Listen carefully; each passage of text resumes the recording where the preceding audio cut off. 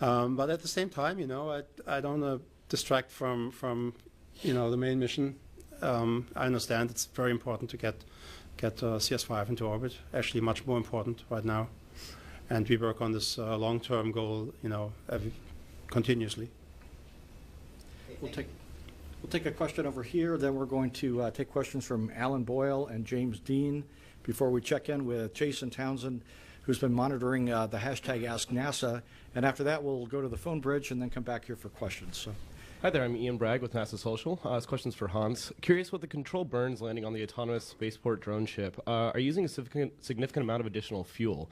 And if so, is this adding a lot more weight to the rocket? And how is that different from previous launches you've done? It's actually not that different from the simulated landings on the surface. It's very close. It does use additional fuel. On the overall sense, you got to keep some fuel in the first stage for that maneuver, but it's actually not that much. And there's some benefits you have. The stage is largely empty, so it's light after the main burn, after the ascent burn. And we actually, when we land, we only have one engine on, so it's somewhat favorable in that case. That the stage is actually, it's a big structure. It's no question. It's a pretty big structure, but overall, it is actually very light. Alan. Hi, Hans. I just wanted to kind of fill in some of the gaps that I had. Is there an abort sequence? Is there a scenario where you would say, let's do something different from the rocket, or maybe let's tweak the rocket instead of trying to pull off the experiment? And then is there going to be a real-time determination of how successful it was, or do you need to wait for the videotape?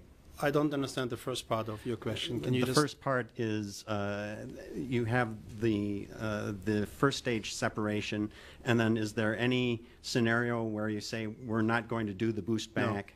No, it's automatic. It's on sequence. Basically, the rocket goes its way, so to speak. Yeah. There are decision points, but the rocket will nominally go through a timeline and perform the burns and maneuvers that pointed to the autonomous spaceport drone ship. So there's no decision there, unless, that's. Okay. And the second question is, will you know in real time how well it worked? I don't want to promise that, frankly. And the reason I won't is because it depends on internet connectivity through satellite